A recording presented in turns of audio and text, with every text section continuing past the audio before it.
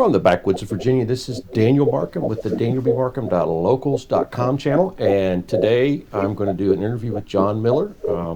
I've known John online for golly, a long time, but I don't think we've ever spoken in person. No, I'm surprised you're a real person.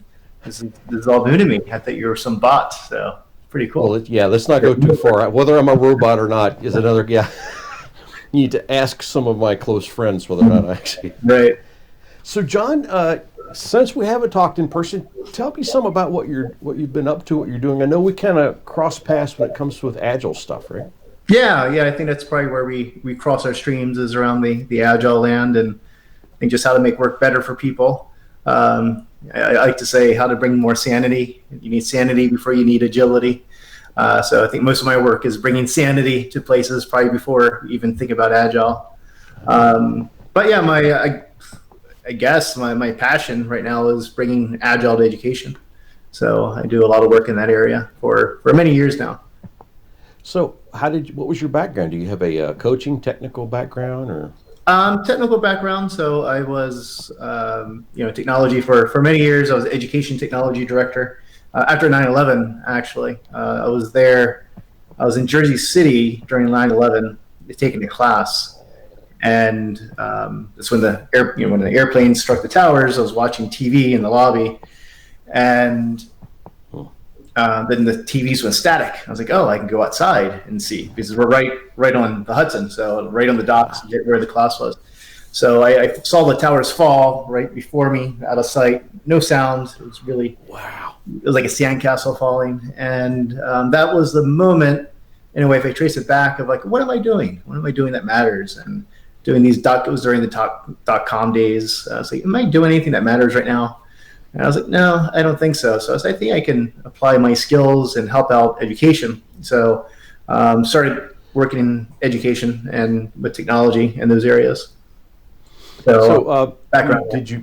You mentioned education. I noticed that your tag on Twitter is Agile School. So I was confused looking at your tag. Do you mean you want to make schools agile, or do you have a school for being agile?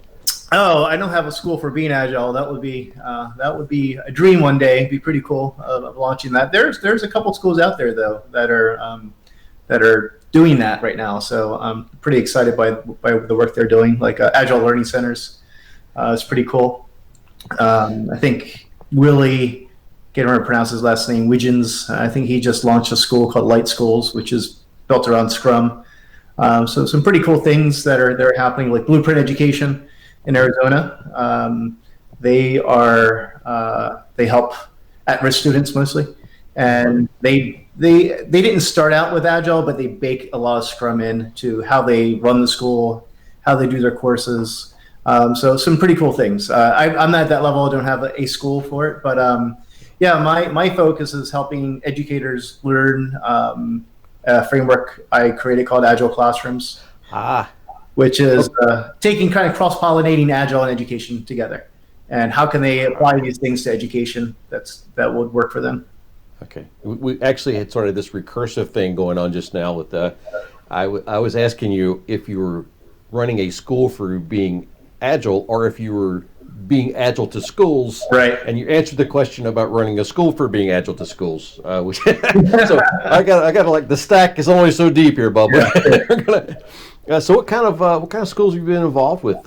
Secondary education, higher stuff? No, all of them. Right now I'm doing last two learning organizations I've worked with are colleges. So and that's been pretty new to me. It's just working with professors and applied it at the university level, which is interesting to me. I know it can work. I just don't have a lot of firsthand experience with it. So I'm learning along with them as I'm kind of teaching them concepts, like what would work for your college class, your college course, because that's built a little bit differently than high school. The advantage there is that they already require self-direction. So with Agile Classrooms, I say there's kind of these two spectrums of self-direction and collaboration, and we try to build that capacity up over time using a lot of the Agile tools that we use today, and a lot of the methodologies brought to the classroom. So I think some interesting things. I just don't have. I'd love to say I'm an expert at the university level. I'm not. So I'm learning with them. I'm teaching them things, and they're teaching me back. So I'm excited to see what happens. Most of my experience has been K-12 though. So my first classroom was a fourth grade classroom, and that was like in 2010. They do it better than adults. So fourth graders do it better than adults, in my opinion. We don't have to unteach them anything. They're like, oh, yeah, this is just makes sense. So first classroom was a fourth grade classroom, but done everything from all the way up to from third grade to seniors, 12th grade. Okay. Do you run any sort of certification, I guess, myopia? I know education sort of tends to want to see pieces of paper no matter what you're doing. Yeah, no, they care about certification. So unlike the tech industry, I think it gets a bad rap around certifications and a lot of arguments. Education, they love them. So they like having some way of validating what they learned and what institution they learned it from, which I think is a healthy way of thinking about it. It doesn't say you're competent at it. It just says, hey, here, I'm certifying that I learned from this institution. And it goes against, it goes in accordance to certain learning objectives, a certain quality of learning. So that's the way I think about certifications in general. Is it doesn't mean you're competent. At least most of the certifications we think today, it just shows that you've got a certain basic knowledge from certain credible sources. Yeah, I was just talking about this the other day. I like using certification as a way to train myself in new areas because if there's a spot there somebody's created the course material around, what a great overview of where you're going to go, right? Yeah, absolutely. And same thing with me. I have lots of certs, but they were never for the certs. They're always like, oh, I want to learn something. And these people spend a lot of time and a lot of money investing and hopefully curating the right learning for me. So, and you get a certification that's recognized as a secondary outcome, which is a nice plus. So you remind me of myself in a lot of ways in that we work with sort of the intellectual part of how to be a better person, how to be a better employee, how to have a mission. I don't know if you've heard of, there's a guy named Greg Smith in the Richmond, Virginia area. He's actually doing agile novel writing. And so have you found that do you have to get more into the why when you're working with people who think more, that they want to know more answers for why things are the way they are? I don't know. I always find you need both. You need the why and the how coupled together. And I think you do one without the other, it's not as helpful as it could be. And so go ahead. Yeah, I was just thinking Shuha Ree, and they hold, learn the process, master the process, sort of improvise the process. The trick is, and I think this sort of comes back to the education system, and I'm interested in how you think about this, and I agree that the less experience you have in something, probably the better you are at learning it. Because, sniper school in the service, if you've never shot before, they say you're better. I've noticed when I train corporate employees, if they've never worked at that corporation, I got a shot to make them super awesome. But if they've been there even 30 days, it becomes a lot more difficult. Yeah, that's interesting. It's almost like they've been vaccinated against it sometimes. That's what happens. Sometimes they learn in a way that isn't, maybe, I hate to say not the best, I don't mean it that way, but maybe they learn it in a way that wasn't great, that caused some damage, and now they're vaccinated against those ideas. Well, a lot of times people will take them to lunch or whatever, and they'll say, well, this is the way it really is. And then they'll tell them, we do training and all this stuff, but the way it really is blah, blah, blah. And then as an outsider, you've lost at that point. It's really getting around that's tough. Yeah, it's interesting. The Shuha Ree, I'm not a fan of Shuha Ree in general for a couple of reasons. One is I've done martial arts all my life. So I've seen the dangers of following the master. And I think there's a language there which I don't like obey the master. And I've seen that be pretty dangerous in the martial arts, where you follow someone and they expect obedience, and they're actually not teaching you the right technique, but they're the master, so you obey it, you don't question it. So I'm sure people don't mean it that way, but I come with that baggage with Shuha Ree from the martial arts. Yeah. So I don't like that part of it, in the sense of obey and kind of the wax on, wax off mentality. And I think we treat people with dignity and respect their prior knowledge. And we build off of that prior knowledge. And versus what I think Shuha Ree does, in my opinion, does not respect prior knowledge. It says, hey, I know it all, you know nothing, and you must obey and do exactly what I say. And I have a problem with that. Now I'm totally fine with like a driver's model, where you are building proficiency over time and understanding there's a spectrum of learning and competencies that grow. But I have some issues with Shuhari in general, you know. You're just an education nerd. You can tell me it's okay. You're Oh yeah, because sure. we're going over a bunch of different models here. Yeah, I think that what I've experienced is that people are way too quick to adopt the shoe part and never go any further than that. Yeah. You said you were in the martial arts, so you handle yourself in a fight if we go bar hopping or something.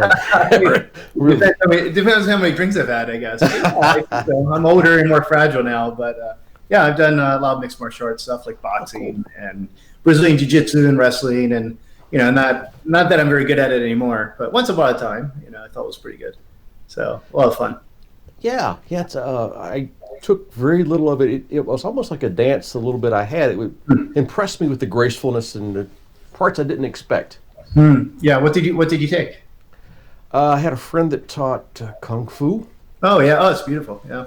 Yeah, and it was the crane and all that, so it was very pretty. And he could have kicked my butt. I think the important question for novices here is who can win in a fist fight or anybody else.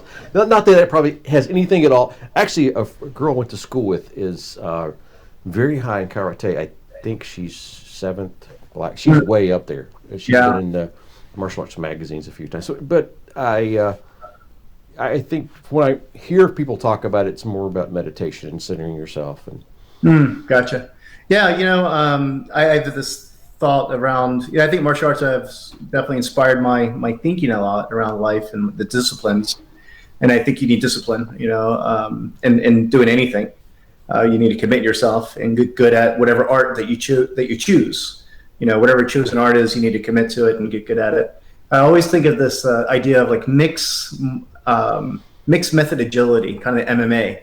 If you think of the trajectory of the way mixed martial arts have and how it's really helped it evolve to find what really works. Of course, it's it's an octagon or whatever. There's some simulated environment there, but I think that with the work that we do, is that you just choose the best thing, what works in a situation, and then you try to get better at those things.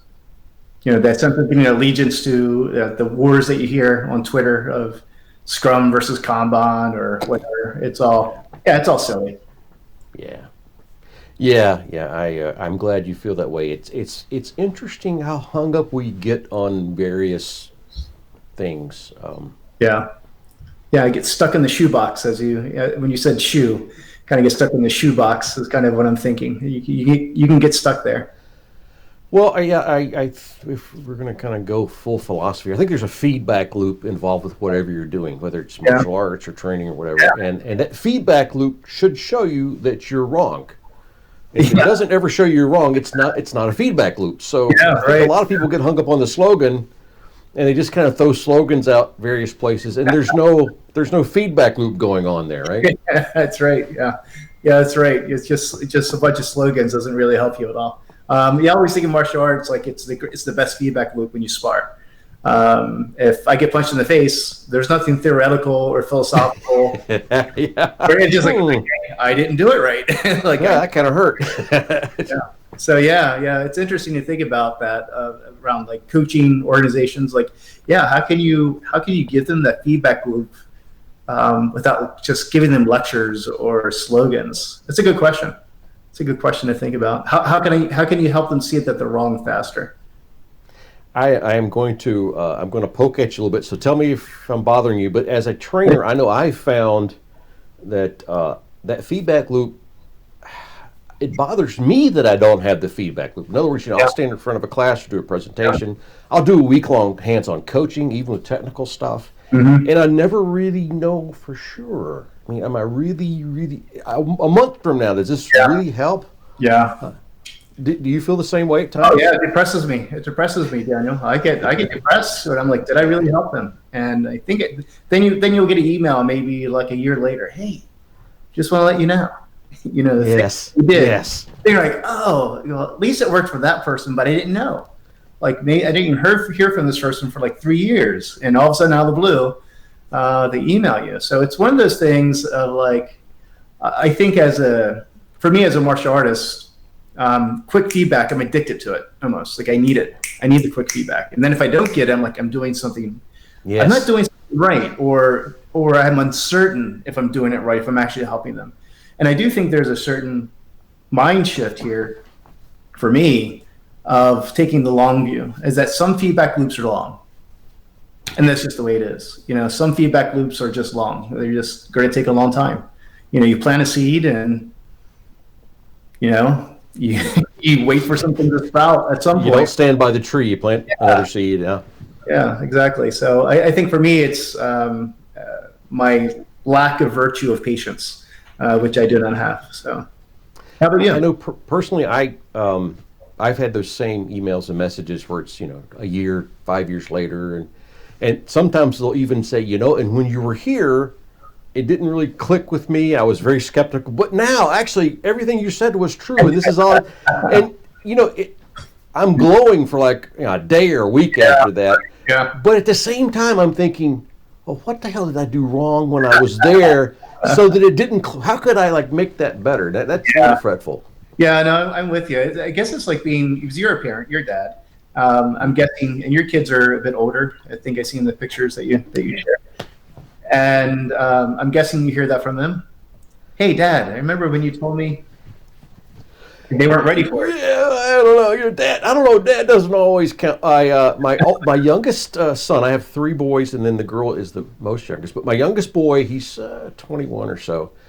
He makes a point. He's very conscientious. He tells me. My second oldest kid is 28 or so. He does from time to time, and then my oldest kid not as much, and my youngest kid not. They just take some time, and there's a personality thing there. Yeah. One of the speaking of personality, and no, I'm not trying. Hey kids, love you guys. It's just different. People do this differently. I've ran into situations coaching teams where people would just refuse to do whatever I would ask them to do, just on principle of, hey, I'm a senior developer. Sure. I ain't got to hold the football when we talk or whatever. Okay. And I've even had people refuse to do what I say, and like 5 minutes later do the thing and have it work, and then refuse to admit that was the thing they were doing. Yeah. So does the fact that we're all kind of dang humans kind of frets you a bit? And of course, yeah. It's definitely the paradox, there of you want to help humans, but being human, sometimes they don't want to be helped. Yeah, I remember. I'm not a big Tony Robbins fan, but I was watching a documentary. It was like, "I'm Not Your Guru," and he said something that was like, it really made a lot of sense to me. He goes, if you tell someone what to do, they might agree with you. They might even say yes, and they might even do it. But at some point in the back of their head, they're going to think, I could have thought about that. I could have did that on my own. And they start resenting you. They start resenting you for it. And I was like, that's a quite good insight into human psychology. There's a sense of a need for autonomy, a need for self-determination. And I think when you coach through, and I'm fine with telling, by the way, I'm not one of those people who think it needs to be all questions. But there is something about human nature that says, no, I'm in control of my destiny here. And you telling me what to do has robbed me of that. Since it's just us chickens here talking, this whole changing orgs, changing people thing, it's a lot more difficult than people might imagine if you haven't done this. One of the things you do as a consultant or trainer is you come into a situation where really smart people have tried to do this before and failed or done poorly at it. And many times the ideas you're bringing them are things they had already considered but didn't understand at the time. And so, I guess part of our job is to tell people, no, actually this did work. I know you tried it and you think you understand it, but this is the actual way it does work. And what do you think the roles of games are for that? Do you think is there some kind of intellectual ice breaking we can do that can help us? I mean, I've done Play-Doh, I've done spaghetti, I've done a whole bunch of stuff, and I love playing the games. I mean, God, they're wonderful. But the thing is you somehow have to like get them disengaged, get those defenses down. Yeah, yeah. I'm not too big into games. For me, it's just a personality thing. It isn't a right or wrong thing. And I do use them at times. I think what games do though is it gets them to experience it first. There's some models change. I'm probably going to butcher this without it in front of me, but it was I think it was from the book Switch, and it says some people, the traditional way of changing people is something like think about it, analyze it, change, and then you see the impact or something like that. So you have this kind of you think it first, and then you plan it out, and then people change. Because that actually isn't the way people change. People change by feeling the change, seeing the change, actually seeing the change, then feeling the impact of it, and then they actually change, which is kind of weird, right? Like you actually have to see the change first before you change. And so I think games can help you do that. It gets you in some simulated environment where like, oh, okay, I see it and I can feel it. Now the problem with games, it becomes artificial. Yeah, but right. That's spaghetti. That's not complicated. We're building an autonomous car right here. We're not building spaghetti towers. So I just had this discussion with a colleague of mine, and I was like, what I find is a good forcing function is facilitated workshops, not like learning, not like, hey, here's the concept and you're going to learn the concept, but like, here's the concept and you do it with your real work. So have like a week-long thing. So for example, I was working with a team who's still big design up front, and a lot of assumptions are baked into this that could be wrong. I'm like, well, how can I help them see, even after coaching them, they're still in this big design up front mentality? I think my current insight was like, I think I need to get them through a facilitated workshop where we actually go through their real product and say, what's your assumptions? How do we test those assumptions? What's the minimal thing we can do to put out there to learn if those are the customers that you really think are coming to your site, or is it another group? So my newest insight is unvalidated, but at times when I've been able to actually have people go through it as an experiment with their real work and they actually see the impact of it, that's the times where I see people shift from arms crossed to like, oh, this could work. It's interesting. Two things struck me is the fact of three things: the emotional commitment, the actual work, and the third thing you said the last was a fact. I'm not really sure if this has traction or not. Third one probably is the most important to me, because one of the things I noticed, and I've tried to get out of process coaching and just do more hands-on technical stuff.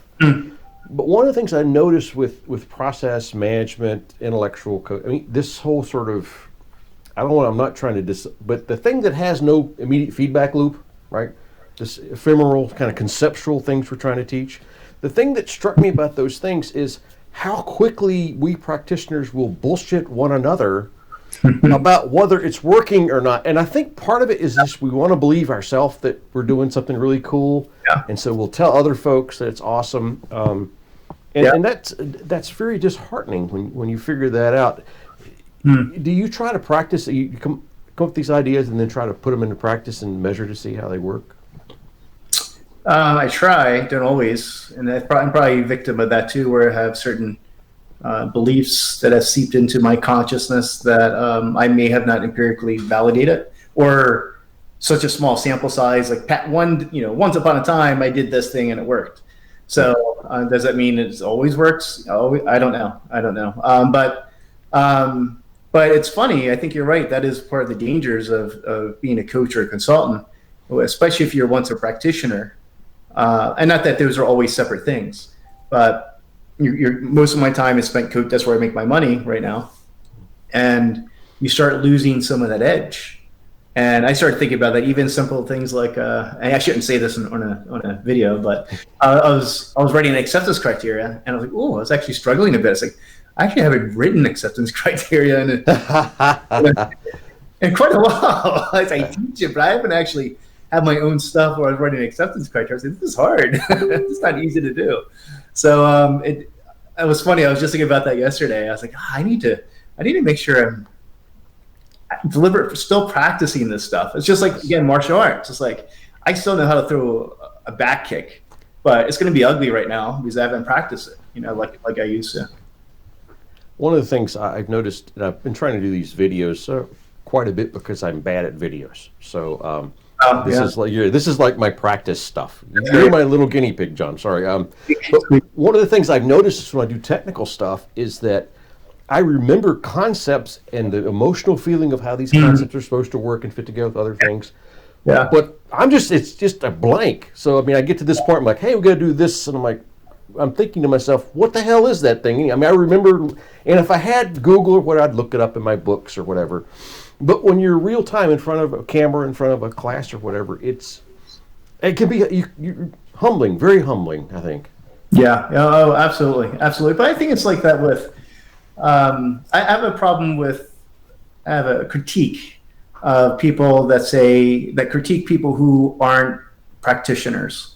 So like, oh, they're just, if you haven't, I've heard people say, if you haven't done this in the past year, you shouldn't be teaching it, or something like that. Something along those lines. I've been that guy. Keep going on. This is good.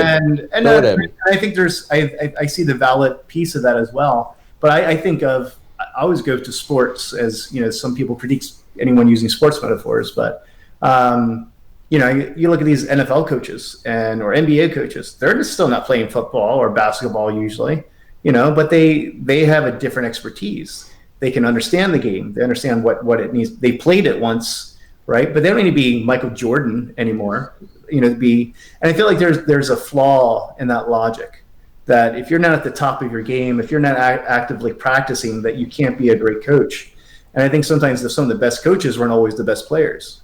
There's a different skill set there. Is that, can you make concepts clear? Can you make it concrete for them? Can you bring it at the right time, right when they're open and ready to hear that thing? That's a different skill set than just playing the game.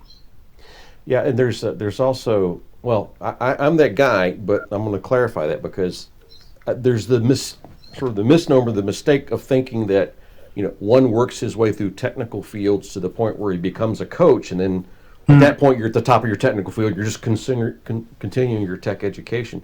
That's wrong in a bunch of ways. First of all, it assumes that you're top of the tech field, right, before you move. Right. And then even worse are the people who were technical folks who are still using that mindset to move past that into the coaching role, because people are not computers, and we're never going to act like it. One of the things that I found, and I don't know if you found this or not, is sort of modeling what you want people to do, modeling the behavior you want to see. So when I'm mob programming or we're doing whatever, and I don't know, the answer is, I don't know. Yeah. Let's go figure that out. And I guess sports coaching doesn't work that way because you're supposed to have all the basics, and there's that speaking of metaphors, that whole metaphor kind of falls apart. Yeah. But there's that. Hey, it's okay not to know. It's okay that we can figure this thing out. I've had bad luck with more coaches that have not had technical experience because I think you lose that feedback loop of whether you're doing something useful or not, and then you kind of detach from whether you're helping the people you're in front of. Right. And at some point, it just becomes sort of a community bullshitting one another about kind of cool stuff they've done that sounds awesome to each other, and I don't really want anything at all to do with any of that, right? Right. So the question underlying that then is, a good coach or mentor should be able to know when something's working or not. Like, should be empirically be able to say and be able to have observations here that it's working, or no, it's not working, and time to do something different.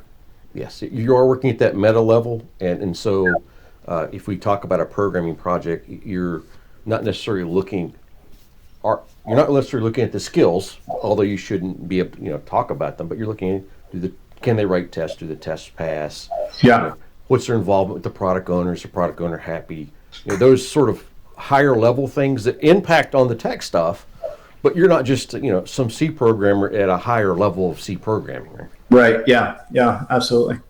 So I think these things all interplay with each other, and I do wonder, like, how someone like Phil Jackson coaches Michael Jordan.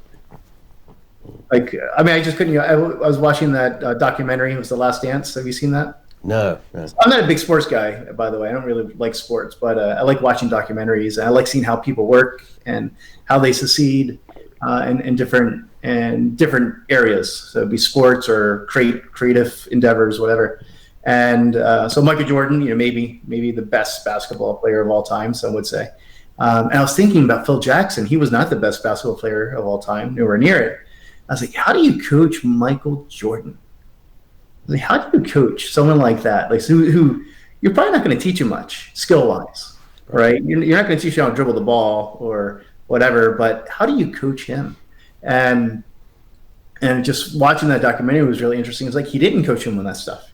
He coached him on the bigger things, like, hey, Michael, who's open? Like the basic, like you're not passing, you could pass the ball, like some basic stuff like that. So, I just wonder, do you find yourself in situations where someone's just much better than you were? Yeah, that was tough moving from a developer to like a lead and project management role. Was the fact that it was no longer me. And then as I moved into coaching, I went from being like the smartest guy in the room to being the guy in the back, kind of like, hey, you guys are awesome. That was tough. The thing is, John, part of the big problem here is that, especially larger organizations, they bring us in as if we were another like class, and like we're going to teach people C++ and we're going to teach them like extreme agility and all this other stuff, as if you sort of sit a guy in a seat and you stuff in his head. He takes a test and leaves, and he's better. And even worse than that, they'll just send certain types of people to the class. And when you're trying to teach teamwork and all the things that we work with, that paradigm's not going to work. And so then when we end up in the field, trying to answer your question, we'll end up with the teams. The reason there's not that Michael Jordan is that Michael Jordan actually became a person who was self-critiqued as he went along. So you're not going to teach him dribbling because at some point somebody taught him how to teach himself dribbling, and he's still got those skills and he's still working through all those basics. Right. Then you're going to have to work with, how do I think about this job? That's what you're really should be coaching. But we walk in many times. I'm not trying to denigrate people who work with it all, but they haven't been given that opportunity or had that training to become to be able to self-critique to the point where we can work at that higher level. Instead, we're kind of going, okay, why do we write tests? And what makes a good variable name, and all of those really basic skills that they should have brought in the door when they got hired, right? Right. So kind of some remedial interventions are happening there. Well, not only that, but if you play basketball and you suck, you lose. Yeah. So, but if you're a programmer and you don't name your variables and you don't write tests and everybody else doesn't, life's good. Right. Yeah. So what got you into coaching and moving out of the technical side of it and more into coaching it? I don't know. I think it was a misspent youth, or either that or cocaine and hookers at some point. I love the technology, even though I never wanted to be a programmer. I always wanted to be a writer. I played the piano. I like writing. I do photography. I am a creative person at heart. I just happen to be good at computers, so I got stuck programming, and then being a lead, and then being a PM, and then somebody said at one point, hey, we got these 3 teams up in Detroit. Why don't you go up there and help all 3 at the same time?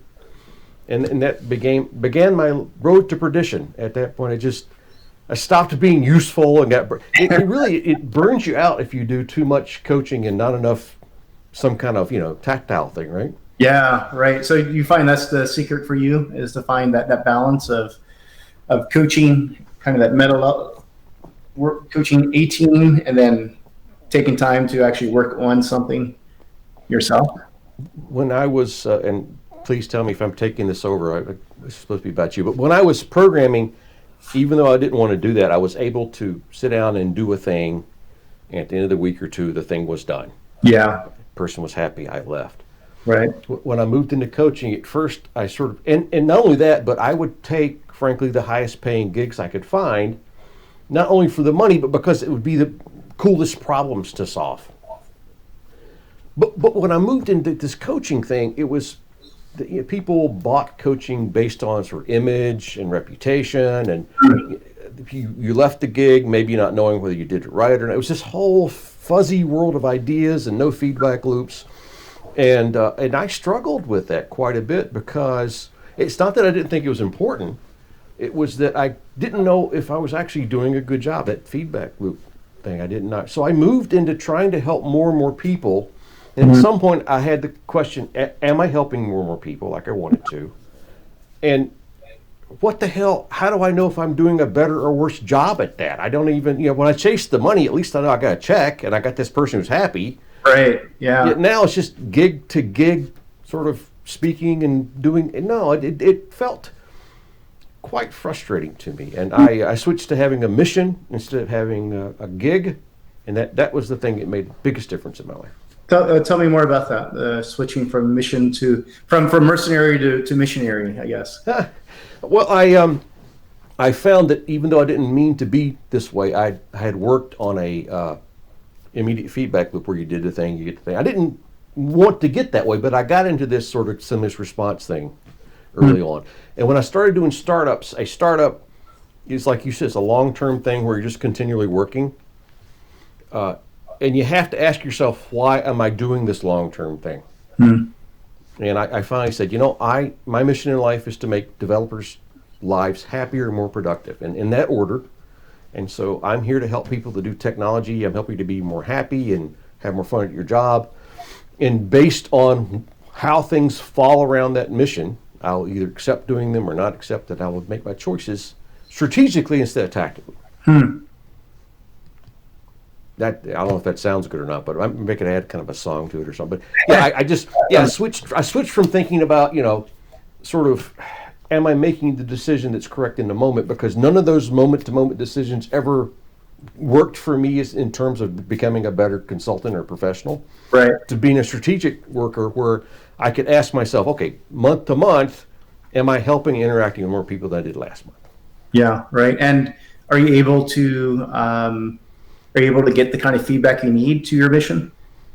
Or is that still, with the clarity you have of happier and more productive, does that help you with seeking the kind of feedback to know if you're on progress with that? No, it helped me transcend the way I was looking for the feedback. Yeah, right. So when I was looking tactically for the feedback, I had a tactile, immediate way of looking at that. When I was looking at a mission basis for the feedback, then you kind of realize, well, hell, if you're doing a mission, you don't get off the boat in Normandy and Germany surrenders immediately. That's not the way it works. Yeah, right. And so you try to take the hill and try to do this thing and that thing moving forward. So yeah, it made, and getting off the beach at Normandy probably was not the best place in the world to be at that time. So if anything, it kind of flipped it around to be, Daniel, not only are you going to get negative feedback, you may get no feedback, negative feedback. This may actually suck quite a bit. And that's, if in some ways, if it's sucking quite a bit, you're doing the right thing. How do you get through those times of the gap of not having that feedback? I would tell the cocaine and hookers joke again, but I've used that earlier in the thing. Yeah. Feedback gives you dopamine, so, certain drugs will do that as well. So yeah. I know different people do this different ways, and I'm an envy of most everybody I've worked with that's kind of worked through this. I really am. Some people meditate. I found a lot of benefit to that. Some people do chemicals. Some people participate in a religious body. I don't have any answer for it. I think most people who speak in front of other people are introverts, and perhaps a little on the depressive side. I know I am. And it's part of this sort of smiling, joking around. It's like we're all crying inside, John. Well, we are, seriously. There's an emptiness and sort of a sadness in all of us in life. And I experienced it actually yesterday. It's at this epiphany of it sounds silly, I guess, but I just realized my biggest need right now is just to matter. I want to know I matter to people. I did something that mattered, and I get the sadness around me of do I do I matter? How do I get that feedback to know if I matter? And so, yeah. So anyway, the crying inside, I definitely can feel that. I read a comment on I think Hacker News 7 or 8 years ago. They'd done a study on happiness, and they reported it, and it came out, and the nerds were talking about it. And the researchers made the conclusion, and I'll always remember this, is that you can have a happy life, or you can have a meaningful life. Yeah. And a happy life is one in which you feel good all the time, and a meaningful life is one in which you may be doing quite a bit of suffering, but you feel like it's for a greater good. And I decided I wanted a meaningful life. Yeah, it's a bit like Viktor Frankl's Search for Meaning. Yes. Yeah. Yeah, exactly. Logotherapy and all that whole existentialism, and it all gets back to, I make these choices, I own these choices. Yeah, life may really suck based on these choices, but they're mine. Yeah, one of Frankl's quotes, which I really like, which I'll butcher, which is something like, happiness is not pursued, it ensues. So through finding the meaning, there's a certain enjoyment that you get with I guess finding that, or finding you, or whatever. Well, there was a great essay done a while back about philosophy, and the point of the guy's essay was, philosophy isn't something you sort of sit around and think of drinking beer and togas. It's like when you're standing in line at the grocery store, and you're in a rush, and the person in front of you is being slow. Mm-hmm. Are you kind to that person? Are you centered? Do you understand? That's philosophy. That's what you shouldn't. That's what you're learning this other stuff to do, is live your life. Yeah, it's the love of wisdom, not the love of thinking. Yes. It's very different. Wisdom is applying knowledge, applying what's useful in the world that you're in. We another one of my favorite phrases is, you don't play tennis by looking at the scoreboard. Mm-hmm. So playing tennis is a fun activity. You choose to do this because you enjoy tennis. But anybody that stands there and watches the scoreboard is neither playing tennis nor being a very good tennis player if they were playing. Yeah, absolutely. And so you're able to transcend this feedback loop addiction. And is it that wisdom kind of stepping into that meaning for you of, I know I'm doing something that's meaningful, doing something that matters, and kind of there's a certain faith? I'm an existentialist at heart, which means life sucks, then you die, bub. I think that itself is a transcendent thing to believe. People think that when you say life sucks and you die, that is a depressive thing. It should be a joyous thing, because what it means is, this is your chance to dance over the abyss. This is your chance to make a difference. Mm-hmm. I know this is going to sound like some sort of, but yeah, but this is your chance. You're live right now. Right now, you can do something cool. Freud had this idea that depressive people were actually smarter than other people because they just realized that life sucks. And there's something to that, really. Yeah. There's a lot of pain and suffering in life. I think that if you make it a year or two, I don't mean to dominate this, but I think if you make it a year or a week or a day and you're happy and you make a difference for other people, and then you get depressed and shoot yourself, you did good. I mean, you're ahead of the game. Yeah, there's a thing I just read. I think it was actually Frankl. He has not the Answers for Meaning, but his book on logotherapy, and he called it paradoxical intention, I believe. And because a lot of people hear this philosophy of, hey, know what your intent is. Send out the positive vibes, know what the positive outcome is, and then you're shooting for that. And there's some studies there that says that actually can mess you up. That actually can make you less likely to achieve that thing. So paradoxical intention is pretty much kind of like what you said. Life is already sucky. What do I got to lose? Right? I mean, the cup is already broken. And just go into it saying, I know I could mess this up, and that's okay, because that's the way things are. And that actually can trick the brain into being, actually achieving those outcomes, making it more likely to achieve those outcomes. I wonder sometimes if we don't hold the bar too high for ourselves and expect us to be different than other people, right? Yeah, I do. There's a terrible book title. It's a great book, but the book title is terrible. It's called The Now Habit. It was procrastination. It was some psychiatrist that wrote it. It was Dr. Fiore, I think. Neil Fiore, I believe. And but a very good book. And he has this metaphor about why people procrastinate, and one of them is fear. And when you set the bar too high, because imagine, he's this thought experiment. Imagine you have a 2x4 on the floor, and you got to walk across that 2x4. How would you feel? Like, oh, well, I feel okay. I could probably do that, no problem. Okay, now I'm going to put it on 2 chairs. Right, you're going to put it on 2 chairs. Now walk across it. Same 2x4. Like, yeah, okay, maybe a little uncomfortable, but I think I could do it. I'm not going to panic. Okay, now, go to the top of 2 skyscrapers, and the windows are on fire, and one building's on fire. You got to escape and run across that 2x4. How's it going to be? He goes, I'm going to freak out. Like, I might die. I might fall. Right? But it's the same 2x4. It's the exact same 2x4 that you're walking across. Right? But it's what's in our mind and what we conjure up as fear and expectations of ourselves. We raise it so high, right? I think that's kind of what I heard from you, is you raise it so high that the risk of falling is so great because now our ego's involved, or if I don't do this, I'm no good and I'm a terrible person, or I'm just like everybody else. Versus kind of what you're saying, like, hey, life kind of sucks.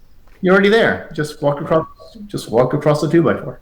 There's a very deep meaning in that dichotomy. We talked about Michael Jordan, how he would have a higher sense of whether he's doing something wrong. He would know how to train himself and what his coach would do. It reminds me of a story of Beethoven. Beethoven was taught as a kid. Back then, they started at 2 years old to play the piano, and he was a child prodigy. And I mean, he really could kick some serious ass on the piano, but he probably didn't have a lot of social skills. So they took him to Vienna, I think about 14 or 15, at some sort of piano contest, and he was like the little kid there from the hinterlands, and all these famous pianists were there, and like, hey, we're going to pick up some money.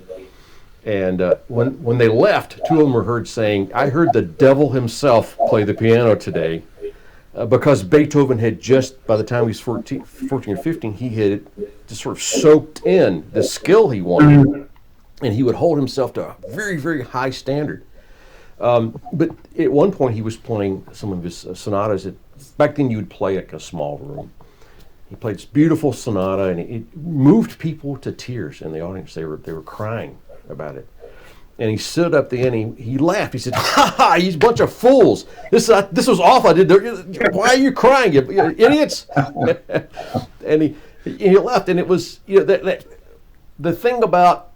He learned the skill well enough to know the impact he had, and he would even torture himself about being better at the skill, so that when he switched from playing the piano to being a regular person, I guess some of that piano kind of hung out with him a little bit, So yeah, you've got to shift from, here's the thing I'm doing, it's never going to be perfect, I need to keep working on it, I need to hold myself accountable, to, here's the thing, I'm working with other people, they have a myriad of interests, I need to be laid back and accepting of that.